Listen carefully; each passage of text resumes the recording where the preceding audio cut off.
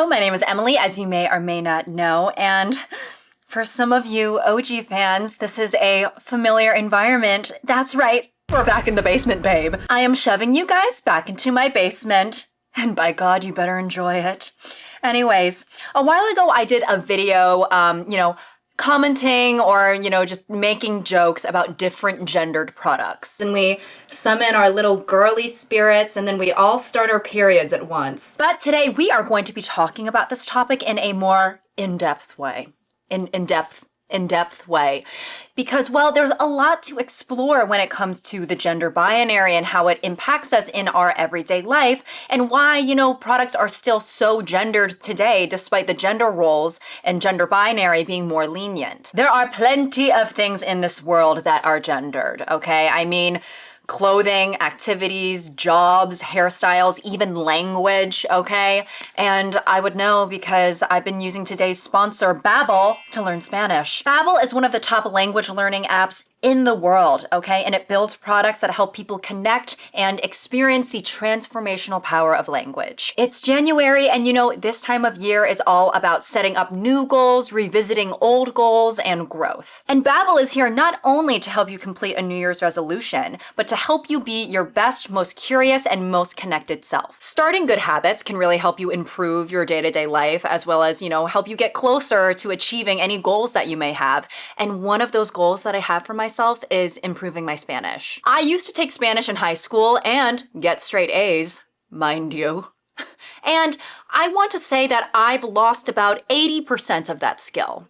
Yeah, I used to be able to write essays in Spanish, and now I wouldn't even, be able to hold a conversation with a child. So Babbel has been great to help me revisit something that used to be at least an hour of my life every Monday through Friday for multiple years in a row. With Babbel, learning a new language can be fun and a small part of your everyday routine. Babbel's lessons prepare you to have practical conversations for real life, right? About travel, business, relationships, and more. The app has lessons that are designed by real language teachers, okay? The lessons on Babbel have been created by 650 plus real language experts. So you can be sure to learn practical, real-world conversations in no time. And hey, say you start doing these lessons and you're like, girl, this is not for me, right?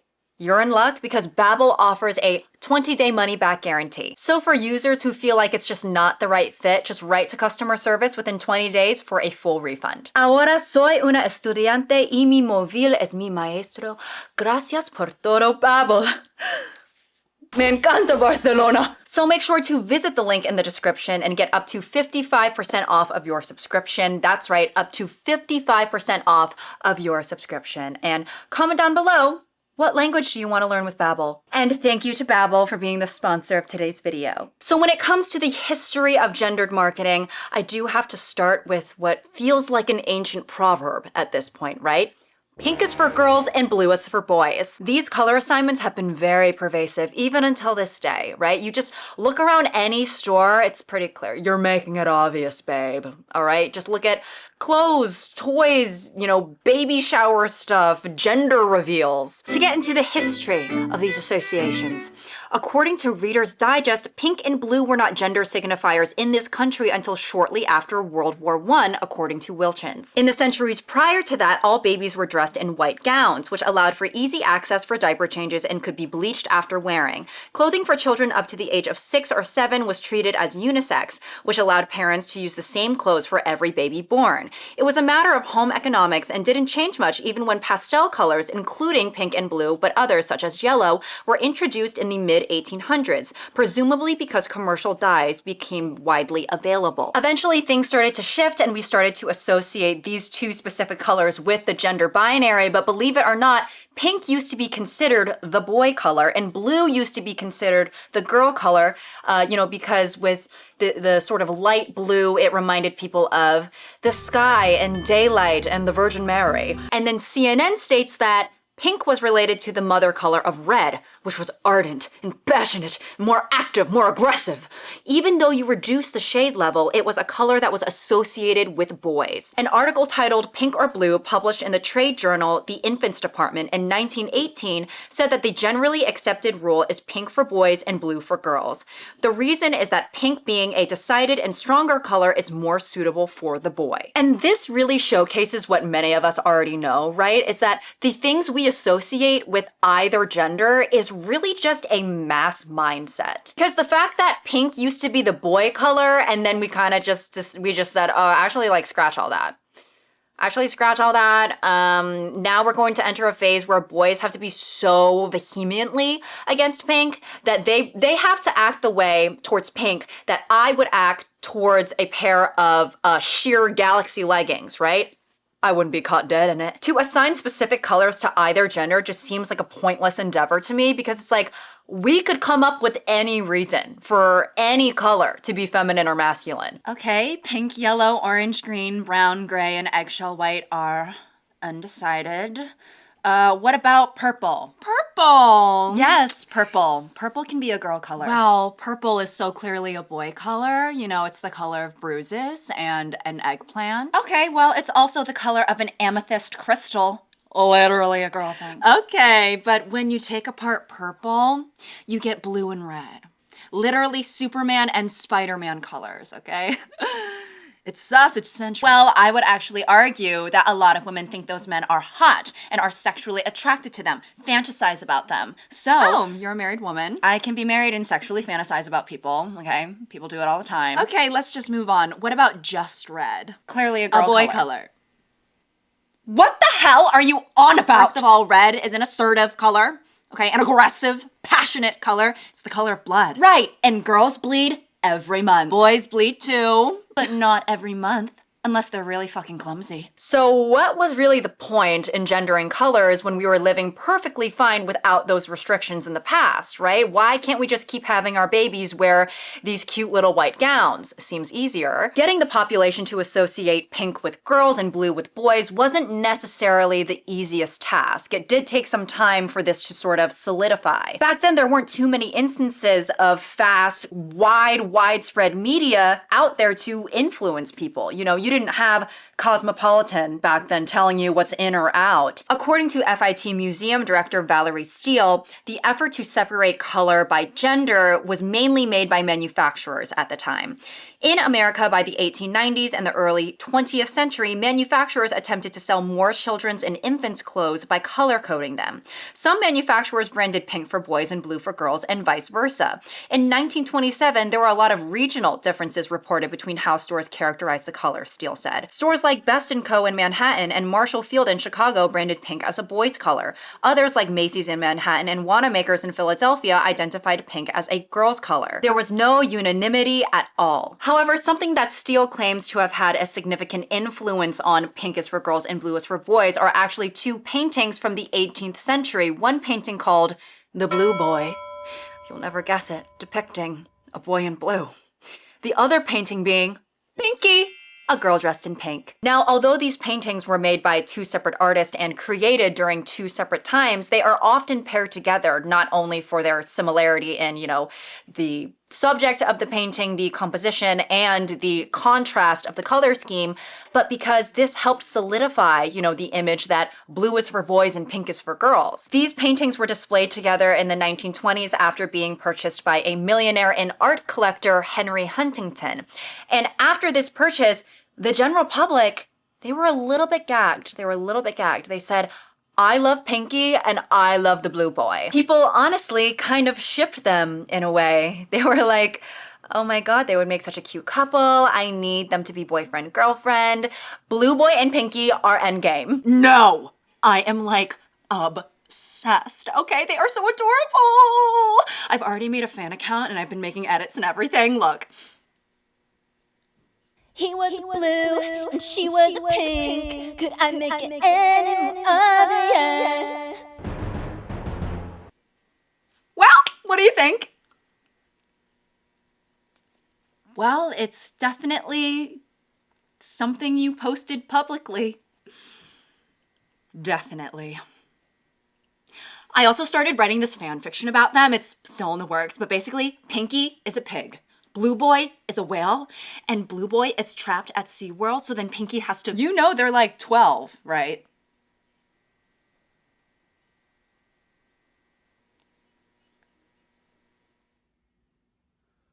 Hello, all. I have to shut down this account.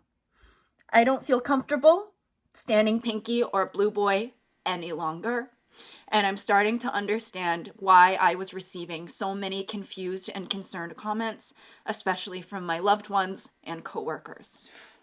Through the public's interest in these paintings and their impact on pop culture and art history, these two images became prime examples on gendering these specific colors. But moving past the history of pink and blue, even now today, we can recognize that the gender roles that are imposed upon children is pretty heavy.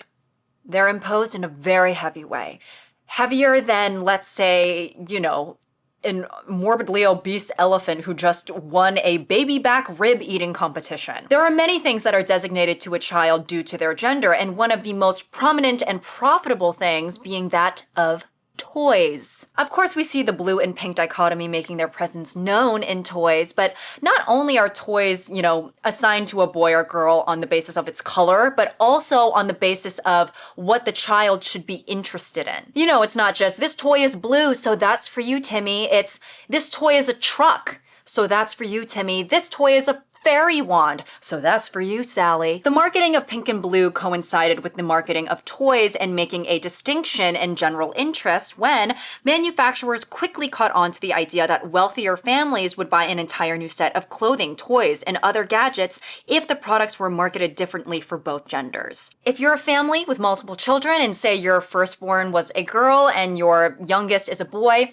it's likely that because of gendered marketing and just the scrutiny that your children would receive from society for being gender nonconforming, I don't think a lot of parents would feel comfortable giving their son, their older daughter's hand-me-downs unless she was like a tomboy, I guess. They would probably feel the need to buy a whole new everything, right? And even if parents did want to implement hand-me-downs between siblings of different genders, I'm not so sure that the kids would even want that. Now, young man, what on earth are you talking about? Do you know how lucky you are to have a fashionable older sister? Okay, my older sister dresses like shit. That's why we got her, what's that called? She's disowned. Mom, how am I supposed to go to Brian's chill kickback like this? I don't know. Carefully, because of the heels. How come I have to wear all of Amanda's old clothes? Don't act like you're not slaying right now, young man. I mean, I know that I am, but it's like— You better go to Brian's and serve right this minute. Why? Do it now, all right? It's in your genetics. Boys can't serve cunt! This is not how I raised you. Using the same toys between girls and boys is not only less profitable, but it makes it harder to instill gender roles into children because playing is such a big part of their development. When you look at the toys and what's marketed towards each gender, the messaging, it's pretty clear, all right? Toys marketed towards boys tend to be an avenue for more aggressive behaviors, right? For example, toy weapons and playing war, right? A famously fun thing, that is, war. Obviously, Nerf guns are a very common example. Some Nerf guns, they look pretty heavy duty, right? Like Hi Connor, the military's calling. Obviously, there's an emphasis on sports, which can be an outlet for aggression, imposing physical superiority and competition. With action figures, I mean, it says it in the name, right? Action. And it's like, it's a doll. It is a doll. And when boys are playing with their dolls, more often than not, they are fighting each other, or even if they aren't fighting each other, they're on the same team preparing for battle. My guess is that the majority of young boys aren't pulling out their Power Ranger and their G.I. Joe and having them run a flower shop. And even when you have toys that aren't inherently showcasing fighting as a form of play, like, toy planes or trucks or cars, a lot of the times when these things are being played with, they're crashing into each other, or there's like explosions or things that are, not typically seen in the way girls traditionally play. When it comes to girls' toys, they're often used toys as an avenue to be more nurturing or have an emphasis on looks, or even as a sort of preparation for homemaking. One of the most common toys for little girls is the baby doll, right? If you walk down any toy aisle, there's gonna be a lot of bald-headed, I wasn't gonna say bitches. And how dare you even assume that of me? I would never call them bitches because they're babies, right? A lot of bald-headed babies staring at you, and you wouldn't really give it a second thought, right? But it doesn't take the deepest of thinking to come to the conclusion that for women, so much of our value comes from our capability of being a good mother that we start preparing ourselves for it when we ourselves are children. You'll also see a lot of toys or activities that are related to, hair, makeup, and clothes and things like that. Those little, and I low-key want one of these, those gadgets where you smush your hair in it and then it'll like rhinestone your hair. God, I love. Or, the whole reason that sometimes you're buying a doll is because like they have a pretty outfit on or they have a cute hairstyle. When a little girl wants a doll, it's usually because she's cute or pretty. I think the only exception to that are dolls that are like branded as being isn't there, there's literally a doll brand called like Fugly or something like that. And the whole thing is that they're ugly, right? But I'd say most cases, sorry, I just bit my tongue. I'd say most cases, girls want to buy dolls that are pretty. But something else that's interesting is that in the way that girls play, we're able to see a level of communication skills developing that set a good foundation for emotional intelligence later on in life. And you don't really get that as a boy if the only way that you're playing is in the way that's deemed normal for you. When it comes to playing with a sort of role play or narrative aspect that is grounded in reality, girls seem more likely to engage in that. And then this cultivates an understanding of relationships between people and how these relationships affect how you interact. For example, when a singular girl or girls are playing with dolls in a dollhouse, right? Perhaps they're playing as a family and, this is my mother, this is my brother, my doll has a boyfriend and she also has a best friend. And these are all relationships that you see in real life. And with boys, there can still definitely be that aspect of role playing where it's like, maybe we're being spies or we're being secret undercover agents or, war superheroes, things like that. But there also tends to be more of, as opposed to collaboration, an essence of competition, right? And that's not something that we always see in girls playing. And the scenarios that are being played out are usually and hopefully not things they're encountering in their everyday life or will ever have to, right? Like killing monsters or aliens or combat. War, again, here we go with the war. And obviously girls also play in a way that is detached from reality, right? You think about playing fairy or mermaid or, princess. I used to play this game when I was younger where I would just pretend to be a deer. I would pretend to be a deer with my friend and we would run around in the woods and just try and run across the street and not get hit by a car. And I'm actually not joking. And with that being said, I understand when kids want to play in a way that is not attached to reality. It wouldn't always be fun to play in a way that is reflective of real life. Mom, can we play doctor? Sure, honey, just give me 1 second. Your claim was denied. What? You can't have insulin anymore. Huh? What? Welcome to Whole Foods. Oh, thank you. I'm just gonna get this, please. The prices for eggs just went up again, so that will be $56. This is not eggs. This is a box of tissues. Yeah, I know. It's still $56. Oh, my hip. Can we play dolls? Yes, of course. Okay, you be the boy and I'll be the girl. Okay. Oh, Ken, I can't believe it's our 3-year situationship anniversary. No. Hopefully- However, with all of that being said, even when girls are using their imaginations, they are playing in a way that is still more passive compared to the boys. And that just goes to show that the way we raise our sons versus our daughters can be very staggeringly different. And it can be difficult to say whether, the marketing of these toys egged on this behavior, or if our behavior was already present, which then in turn made these manufacturers market these toys in this way. But they have a very a symbiotic relationship where they're both kind of building upon each other. There's actually a website called diversityintoys.com, which is so perfect for this fucking video. And they state, neither type of toy is inherently bad. However, when a child is only given access to one or the other, they develop imbalanced skills.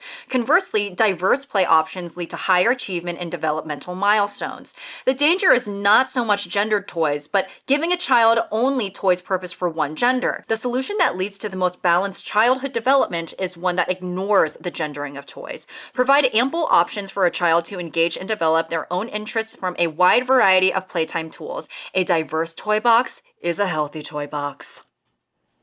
I know that's right. However, children's toys are really just the beginning of a lifelong endeavor, right? Even for us as adults, we are being slapped willy-nilly across the face with gendered marketing. One of the most powerful tools to sell things to boys versus girls or men versus women is not only aesthetics, but the use of language. They always say that words are some of the most powerful tools that we have. And it's true. The tools are so powerful that they would probably only be marketed to men. There are some things that are overarchingly pushed towards one gender or the other, like tampons or aftershave. However, there are things that are used in the same exact way by both genders, but there's still a designated men's and women's version of the product. For example, scent. In fact, I bet if I put something in front of you right now and I asked you, is this a men's or a women's scent? You would probably say, excuse me, you're a stranger. Why are you putting something in front of my face for me to smell? This seems dangerous. But also, I'm detecting a bit of a smoky musk, so I'm gonna say men's. Two shopping aisles divide at a yellow slippery when wet sign. One aisle says strawberry vanilla sunset, and the other aisle, jet fuel. According to Relative Insight, body wash for men often include the word men or men's in it, and was also often accompanied by exclusive words like specifically, just so that the consumer can be sure that their penis size will not shrink after usage. Relative Insight did not say that. That was something I added on my own. Body wash marketed towards men often employed athletic language, using the words sport and strong. Products were positioned as a solution to workout-induced sweat and odors, resulting in a deep clean. Most body washes marketed to women did not advertise specific use for women. Instead, adjectives used to describe products often possessed feminine undertones. Words like dewy and luminous have no gender, but typically cater to a feminine audience. Women's products place value beyond simply cleansing, claiming soothing and revitalizing properties.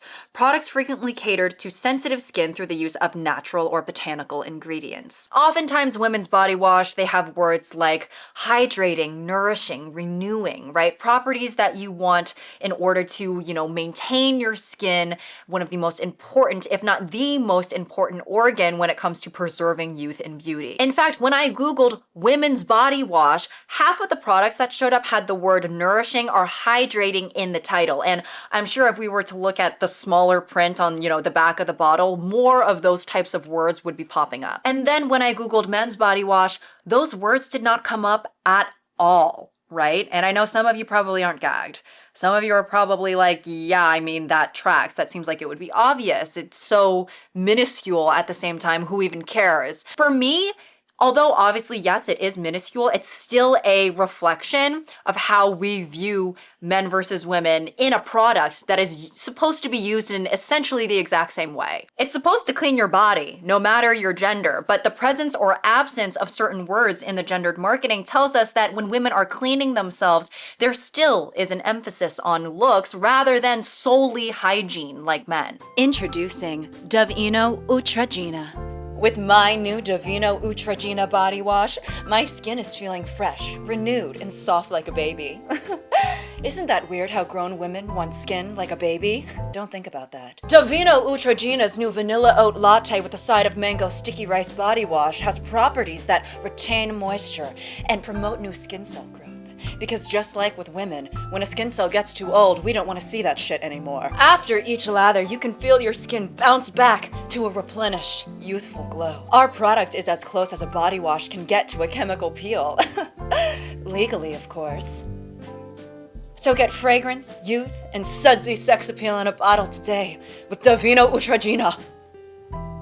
And it also cleans you, or whatever, as well. Sud Studs 5-in-1. I don't smell like shit anymore.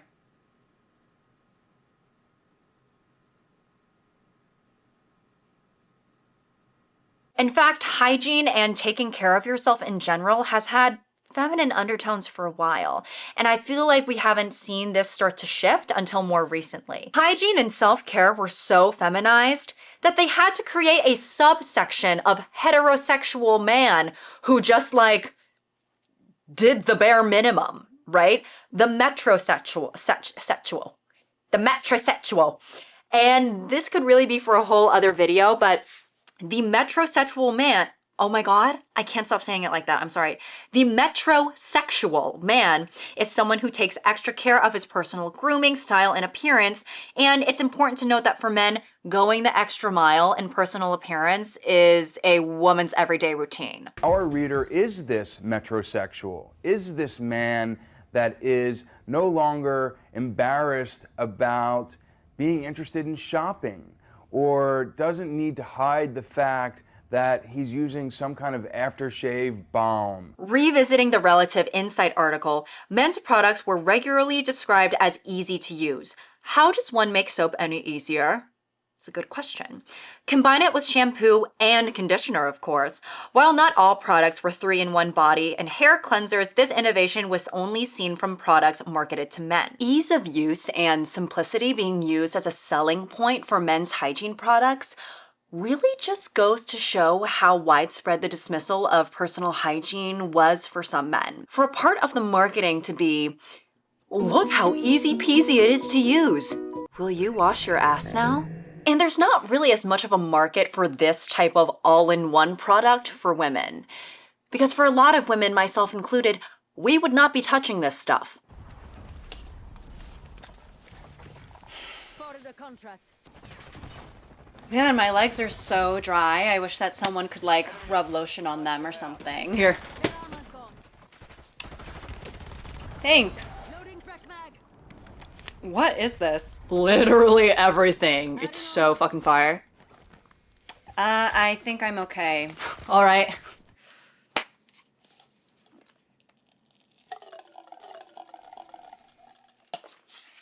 Are you supposed to do that? Yeah, it's a 5-in-1. It's shampoo, conditioner, lube, lotion, and syrup. What? Yeah, it's amazing. You should try it. No. Thank you. No, thank you. Cool. Yeah, that's actually better for me because I don't have that much left and I was planning on taking a shower later, so without me. I think you're only supposed to say that if I'm the one taking the shower. Oh, right, fuck. Do you even know what's in this stuff? No, I haven't thought about it. Under ingredients, it just says bruh. Okay, well, this was fun. I'm gonna go now. When it comes to colognes and perfumes, the scent names tend to be a little bit more abstract, which can allow for some more gender neutrality in the names. For example, you know, perfumes and colognes, they'll be named things like Au revoir number 4, right? Le Beau Motif 12.6%. But there are still plenty examples of, oh, yeah, this is definitely a cologne for men and not a perfume for women, and vice versa. For example, here are some names of scents that are marketed towards women. Bright Crystal, Ravaged Rose, Candy, Sweet Like Candy, Queening, Vanilla Haze, Daisy Love, Orphem, Fruit Fetish, Ethereal Wave, Urethral Wave, Monarch Butterfly, Be Delicious. And this last one, I do have to read the actual brand name for this as well. Juliet has a gun. And the scent name is So I would like to think that these two statements are being paired together, right? Someone announces, Juliet has a gun! And then the crowd goes, Then the scent names for men. Intenso, the one for men. Gentleman's Society, for men. Ambassador Intense, Frontier, Rugged Roots, Red Tobacco, Sexual Steel, Double Attack, Titanium, Mankind Legacy, and last but not least, the scent name for this, I don't know what. okay? I don't know what. I don't know what. And that's the truth. So tonally, the names are a little bit different, right? And outside of the names, the actual scents and top notes are, a little different as well. For women, scents often had florals, fruits, citrus, vanilla, and lavender, whereas men's top notes had things like cedarwood, sandalwood, some citrus, musks, ginger, cypress, sage, and tobacco. And a large selling point of cologne and perfume is sex appeal, right? And being sort of alluring. That's why so many of these scent related commercials, it shows like a half naked man riding on a horse through a desert. And then, he goes through a puff of mist and then says something in the camera like, I don't know, scent is for sex and sex is for Saturday. Or, something like that. But a scent that would be sexy on a woman wouldn't always be considered sexy on a guy, and vice versa, even though both smells just objectively smell good. And besides scent, we see this in many other products too, right? Something can be good, but it can only be good for one gender. So then when a brand wants to expand, they need to make an entire new line of stuff for the other gender that is outside of their target audience. For example, Monster released a new line of drinks that are for women called Flirt. Monster versus Flirt? Babe, pull your pants up, your gender binary is showing. Fans of the energy drink line Monster are not happy after hearing about the brand's upcoming release, a new line of drinks called Flirt marketed to women. The new drink line explains on the official website that it was born from a simple idea. Energy should be as vibrant, fearless, and fun as the women who drink it. Better for you ingredients with zero sugar, no crashes, and no compromises. The Flirt line is expected to launch in 2026, and reported flavors include berry tempting, guava lava, strawberry fling, and sunset squeeze. While there are some people who are excited about Flirt, a wave of fans slammed Monster for making a female-focused drink, calling out the gendered marketing. In reaction to Dextero's social media post about the news, one fan said, "Why y'all give gender for everything? It's 2025. What the fuck are we doing making female-focused drink flavors? Men like guava fruit too? Okay, what the hell am I supposed to be enjoying instead of wood chips and bourbon flavored Monster," said another, while someone else joked, "Me learning today that Monster is meant for men." And this was an interesting choice to me, in my opinion, because I feel like a lot of people are more ready to call out gender-based marketing, which has, been made abundantly clear. And a lot of women already drink Monster as it is, right? We don't need to reinvent the wheel. Don't fix it if it ain't broke. Dr. Pepper did a similar thing, but in the opposite way, where they made a drink that was specifically advertised to men called Dr. Pepper 10, which has super subtle marketing. Their slogan being, "It's not for women." I'm not joking. And then another one of their slogans being, "It's only 10 manly calories." Hey, ladies. Enjoying the film? Of course not. Because this is our movie! And Dr. Pepper 10 is our soda. It's only 10 manly calories, but with all 23 flavors of Dr. Pepper. So you can keep the romantic comedies and lady drinks. We're good. Dr. Pepper 10, it's not for women! On their Facebook page, they stated, "Dr. Pepper 10, the boldest, manliest can ever. Chug one today and see why. Come take a masculine gulp of our manly brew, made for men, by men. Let us slide down your manly throat." Anyways, this drink came out in 2011, and although dieting is a gender-neutral activity, diet culture was a lot more pervasive amongst women, and therefore dieting became associated with women.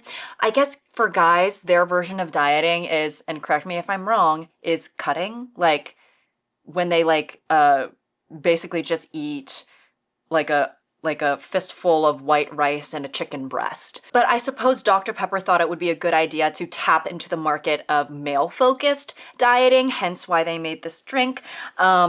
I'm also almost certain that they probably just wanted to stir the pot a little bit with their advertising because, I mean, even for the 2010s, this is pretty wild. Yogurt is another food that has seemed to be specifically marketed towards women, again, probably because it's seen as this healthy alternative to a dessert or sweet treat coinciding with weight loss and diet culture. As the years have gone on, I feel like yogurt has, broken out of the feminine mold, so to say. I know John Stamos, did a couple yogurt commercials. He's obviously a very, a more like rugged, attractive man. And obviously, no matter how it's advertised, there's nothing wrong with a man eating yogurt, right? However, I could see how in an environment that is just riddled with toxic masculinity, how the vibe could be ever so slightly disrupted, due to any hint of feminine energy that could be found in yogurt. All right, welcome to the man cave. Ow, fuck. Yeah, this is so sick. Nothing but good vibes and my bros in here. Dude, this is awesome. I love this nondescript table. Plus, I got a ton of food and drinks here too. So what do you guys want? Hot wings, ribs, pizza rolls, beer. Do you think I could get a strawberry vanilla parfait with granola?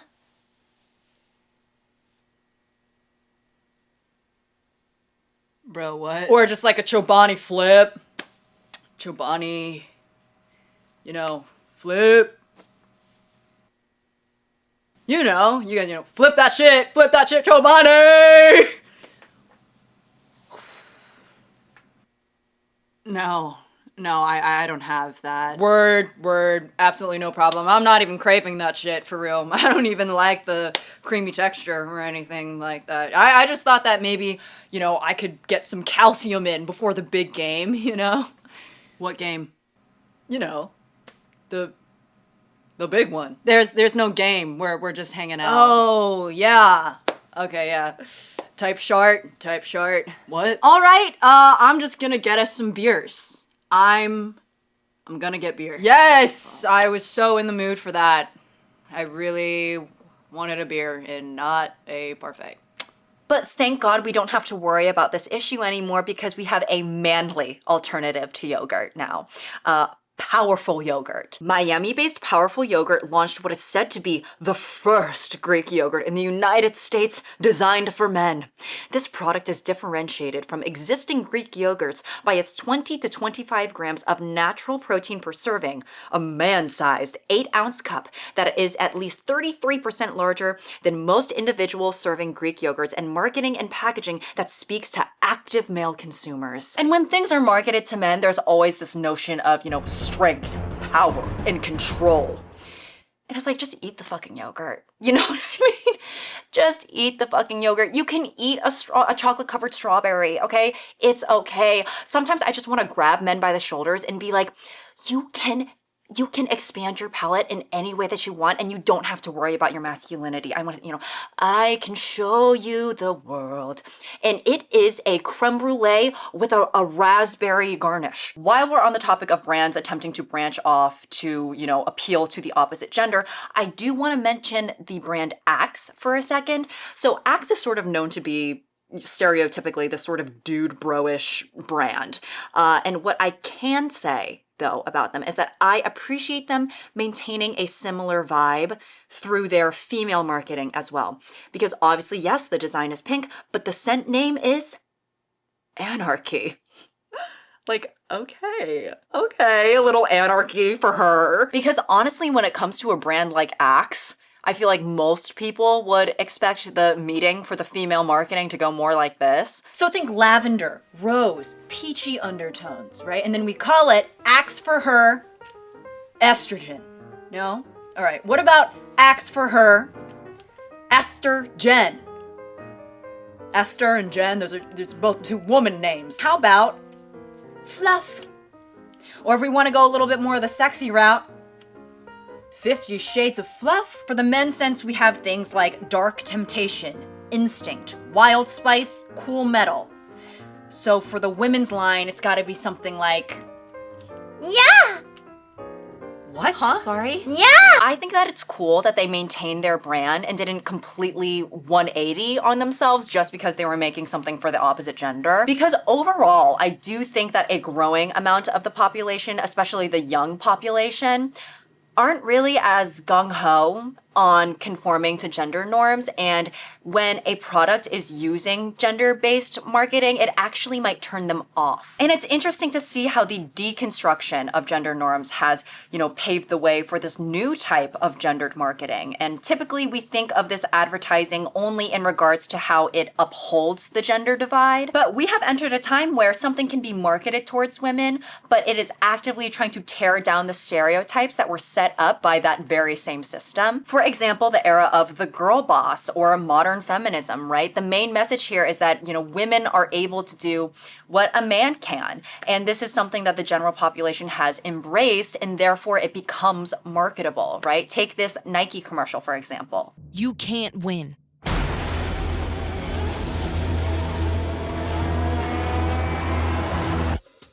So win.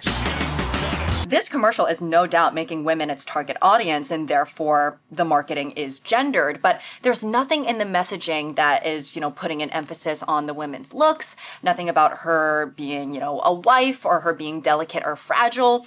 No athlete in this commercial is catching a basketball and then going, oh, but I broke my nail, now my tampon hurts. And speaking of emphasis on looks, this is definitely something that has been, evolving in regards to how things are marketed to women. I think a lot of the times before, the marketing towards women, it was more aspirational, These models are so skinny and hot and sexy in our clothes.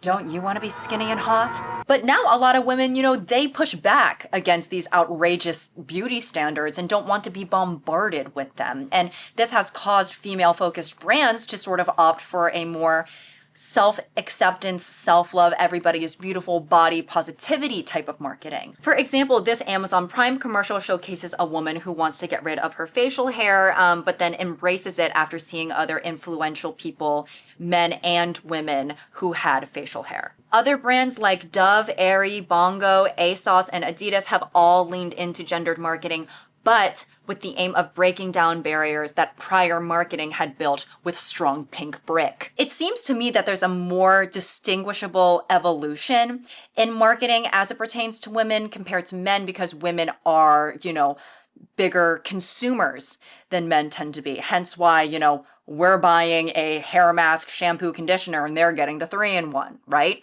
And the way that it has evolved is crazy, right? If you took someone who works in advertising now and put them in a meeting from 60 years ago, I don't know how that conversation's gonna go. So we can showcase the clothing and how it flatters the feminine figure, but also highlight different body types and natural body hair as well. What? Yes. Okay, to appeal to women and let them know that it's okay for them to be their true selves. But that's disgusting.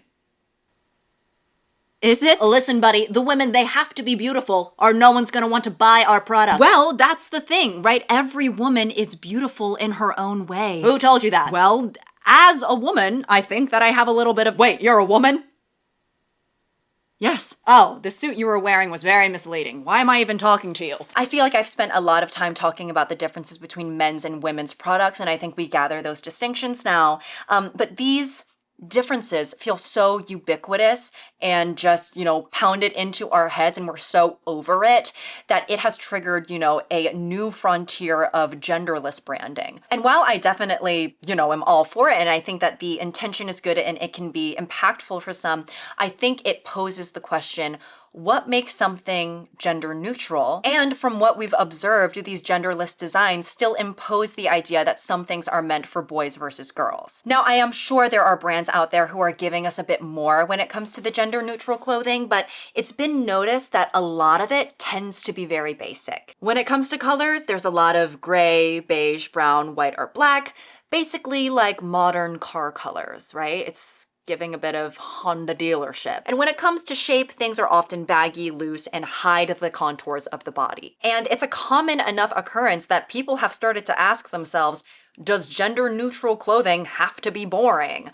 This article from Refinery 29 is titled, Gender-Neutral Clothing Can Be More Than Shapeless Beige Sacks. Gender-neutral clothing is falling short. Girlfriend Collective's recent launch of Everyone, a range which the brand describes as everyday comforts for our friends of all genders, was met with ire on Twitter. The collection is oversized loungewear in various shades of brown, including joggers, sweatshirts, and hoodies. I cannot speak. I'm sorry. It's getting late, guys. Twitter user Lubchansky tweeted, "Great news. The agender fashion has graduated from gray sack to brown sack." 32,000 likes later, it's obvious that people are frustrated with gender neutral being a synonym for boring, beige, and oversized. It turns out that a lot of these clothes aren't only gender neutral, but just neutral.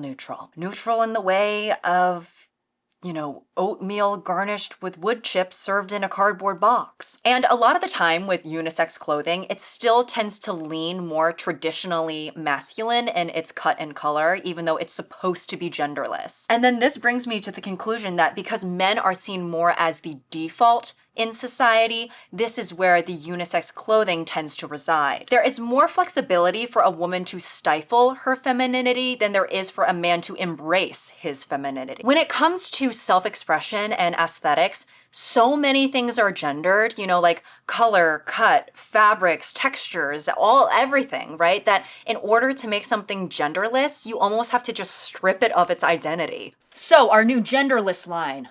I have a vision. What is it? Spiritually, these images are the inspiration that I have used as my guidance for these concepts. A baked potato? But that's not all. What is that? Rice pudding made in an Instant Pot. Okay. Do you have maybe some other colors that could maybe provide a little more variety? Of course. Here is the color palette that I came up with, okay? Fun, flirty, flouncy, and ready for a juicy, juicy summer.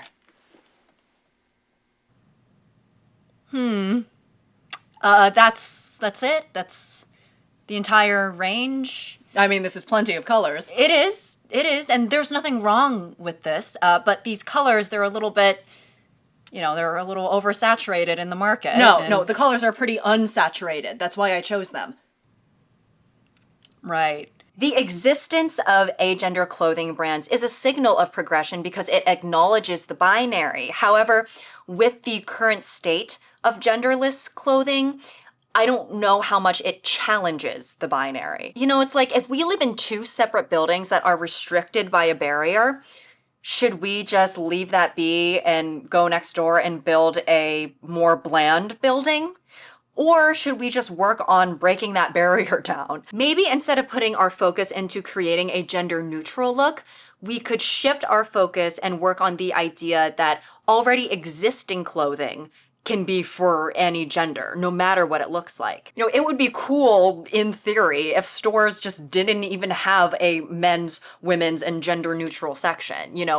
It would be cool if stores just were like, okay, the jeans are here, the sweaters are here, the skirts are here, we've got in all different sizes, just buy what you want. If it looks good on you, then ka-ching. And a lot of people, they already shop this way. They don't really pay much attention to whether something is in the men's section or the women's section. I know guys who have bought skirts in the women's section. I know girls who have bought jackets from the men's section. And, obviously we're still restricted by size. If a 6'4" gym rat beefcake wants to get a Juicy Couture mini skirt, it might be hard for him to find a garment that flatters him most. But having a fluid mindset while you're shopping can be very freeing, and it's easy to implement if you want to experiment with your style beyond, wearing baggy loungewear with neutral colors. And listen, I'm a proponent for baggy clothes. I have plenty of neutrals in my closet. Those things aren't bad or unfashionable to have, but wanting to express yourself in a gender non-conforming way doesn't mean that you have to wear clothes that have absolutely no gender signifiers. You can practice fluidity and wear things that are more masculine or more feminine no matter who you are, okay? And the more that we normalize that,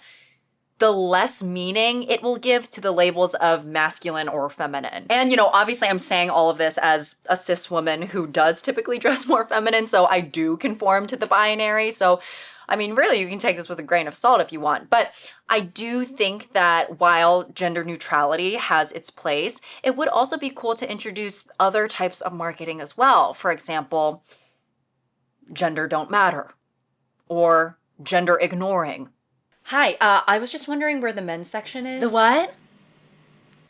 The men's section? There's just no signs or labels anywhere. Oh, there's a sign right there.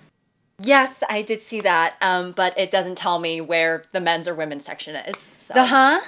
A men's sweater? I'm looking for a men's sweater. Oh, the sweaters are over there. Okay, great. Thank you. Hi, thanks for calling the he, she, they buffet. How can I help you? Hi, I'm sorry. This store is just not organized well. I still have no idea if this is a men's or women's sweater. The only thing that the tag says is "Sweetie who gaff?" ? I don't know what that means. Sweetie, who gives a fuck? That's what the tag means. Oh, We don't separate or design our clothes with gender in mind, and the fact that this process has been so hard for you, maybe you have to look inward. that's actually really cool. I wish you would have just said that because now I just feel irritated, but Anyways, that is all I have for you guys today. I'm thinking about making like a part 2 to this video because I did not even get into, the pink tax and feminine products and makeup and all of that stuff. I thought about it, but I was like, honestly, that deserves its own dedicated video. Comment down below, what is something style-wise that you've always wanted to try but you felt afraid because you were breaking the gender binary and you didn't want people to look at you weird or society to demean you. Let me know. For me, I think I've always been really curious about having really short hair. There was this one picture of, I don't remember if it was V from BTS or Jungkook, but I remember when I would, honestly, any K-pop, male K-pop idol, I kind of want to look like them. I do. And I haven't ever done the big chop yet, but maybe someday, maybe when I turn 40. Anyways, I hope you all have a great day, and I hope that you get to do something fun like roller skating or bouncing on a trampoline or something. Okay, until next time.